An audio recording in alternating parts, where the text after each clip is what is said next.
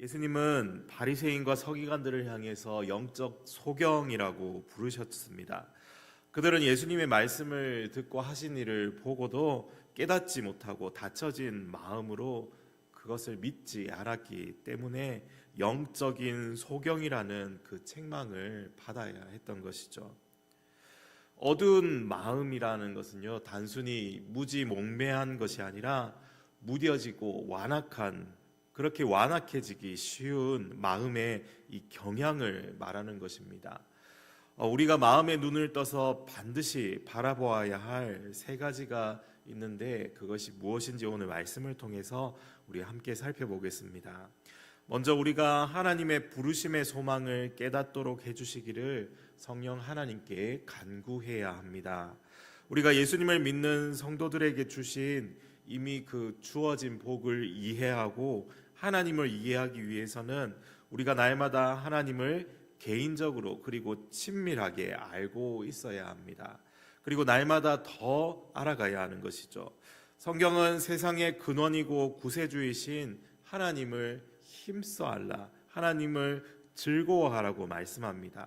우리가 하나님을 알기 위해서는 무엇이 필요합니까? 바로 성령의 조명하심이, 즉 깨닫게 하심이 필요합니다.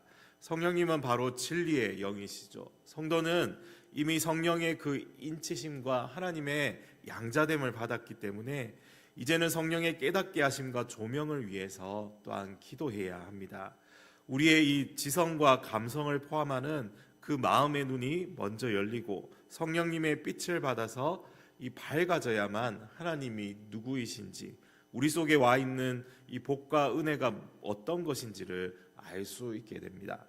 바울은 회심하기 전에는 성령의 조명하심을 받지 못했습니다. 그가 어떻습니까? 율법에 능통한 바리새인이었고 세상 지식이 정말 뛰어난 가말리엘의 문화생이었지만 그런 지식으로는 예수님을 구주로 알고 믿을 수가 없었습니다. 그래서 그는 교회를 핍박했던 것이죠. 그러나 회심한 후에 바울은 그 어떤 사도보다도 성령의 깨닫게 하시는 역사를 충만히 받게 됩니다. 그의 마음의 눈은 활짝 열렸던 것이죠. 하나님의 부르심은 우리의 이 존재와 삶의 첫 걸음입니다. 하나님이 우리를 부르실 때는 이 목적을 가지고 부르시게 됩니다. 그 목적은 바로 거룩과 은혜와 이 평강 가운데 우리 주 예수님과 교제하도록 하기 위해서 부르시는 것이죠. 주님을 더 알게 하기 위해서 부르시는 것입니다. 또한 하나님은 우리를 천국의 영원한 영광에 들어가도록 하기 위해서 부르셨습니다. 그런데 이 부르심은 오직 성령으로만 깨닫게 되며 성령 충만할 때에 나의 것으로 누릴 수 있게 되는 것입니다. 그러기 위해서 우리는 기도해야 하는 것이죠. 두 번째로 우리가 받을 기업과 그것의 영광, 그 풍성함을 깨닫도록 해주시기를 또한 우리는 간구해야 하는 것입니다.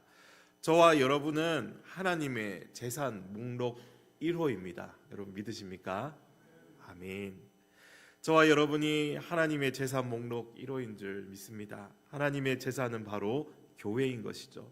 동시에 우리의 재산과 기업은 바로 하나님과 천국입니다. 우리는 하나님의 자녀이기에 동시에 하나님의 후사, 즉 상속자가 되었습니다. 하나님은 우리를 위해 썩지 않고 쇠하지 않고 영원히 더럽혀지지 않는 그 기업을 하늘에 간직하고 계십니다. 그리고 그 기업을 이 땅에서도 누릴 수 있도록 하시죠. 그런데 우리가 하나님의 상속자로 이 땅에서 받을 것은 복과 은혜만이 아니라 이 성경에서는 어떻게 표현합니까? 고난도 포함되어 있다고 표현합니다. 그래서 주님의 말씀대로 살다가 불이익이나 아픔을 당할 수도 있는 것입니다. 그렇지만 그런 것은 우리가 주님의 이 기업으로 바르게 살고 있다는 이 증거인 것이죠. 그런데 우리 눈이 어두워서 이 영광스러운 기업을 알지 못한다면 우리는 세상의 그 아름다움과 쾌락과 한탕주의에 이러한 것과 같은 다른 무엇의 한눈을 팔게 되는 것입니다. 그래서 사도 바울은 에베소 성도들의 그 영적인 눈이 떠지기를 위해서 그가 먼저 기도하고 있는 것입니다. 우리가 하나님의 재산과 기쁨이 된다는 그 사실을 깨닫고 그러므로 우리도 하나님을 나의 재산 목록 1호로 삼고 주님만을 만족하며 살아가야 하는 것입니다. 주님을 잃으면 모든 것을 잃는 것입니다. 이것을 우리가 믿고 우리 자녀들과 다음 세대에게도 뼈저리게 느끼도록 가르치는 것, 이것이 또한 우리의 의무이자 또한 기도의 제목이 되는 것입니다. 그리고 마지막으로 성령님께서 우리의 영적인 눈을 여셔서 우리를 위해 베푸시는 하나님의 능력의 지극히 크심을 깨닫도록 해주시기를 우리는 또한 간구해야 합니다. 하나님의 능력은 아무렇게나 나타나지 않습니다. 바울은 하나님의 능력이 예수님을 부활하게 하셨고 하늘 보좌에 앉히셨고 하늘과 땅의 모든 영광을 얻게 하셨다라고 말씀합니다. 우리의 최대의 원수인 죽음과 죄를 통제하시는 능력은 오직 하나님에게서만 나옵니다. 그리고 하나님의 능력은 예수님을 교회와 만물의 머리가 되게 하셨습니다. 하나님의 능력은 예수님 안에서 만물을 충만하게 하신다고 말씀합니다. 예수님이 만물을 충만케 하신다는 말은 그 머리 되심이 교회에만 머물지 않고 온 세상에 미치지 않는 영역이 없다는 의미입니다. 예수님은 우주 안에서 가장 높으신 위치를 차지하시며 교회를 위하여 만물을 다스리고 계신다는 의미입니다. 그런데 예수님은 먼저 몸된 교회 안에서 자신의 왕권을 드러내십니다. 그리고 모든 영역에 이 다스리심이 미치도록 하십니다. 주님은 교회인 우리를 자신의 능력과 영광으로 충만케 만드셔서 또한 세상을 충만하게 다스리시는 것입니다. 예수님은 성령의 전인 우리에게 하나님의 임재와 영광으로 충만케 하시며 세상도 그 영광으로 충만케 하십니다. 여러분, 세상에 어떤 신이 있어서 자신의 모든 영광과 능력을 이토록 사람에게 주어서 함께 공유하도록 하시겠습니까? 우리 아버지께서는 전능하신 그 능력으로 우리를 예수님 안에 두셔서 영광스러운 교회로 만드셨고 지금도 만드시고 계시는 것입니다.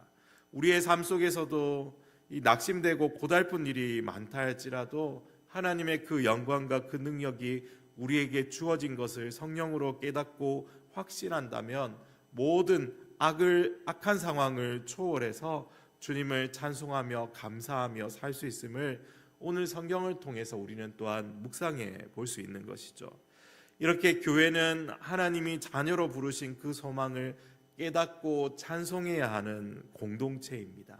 그 소망을 깨닫는 공동체. 또 교회는 하나님 나라의 풍성한 기업을 깨닫고 감사해야 하는 공동체입니다.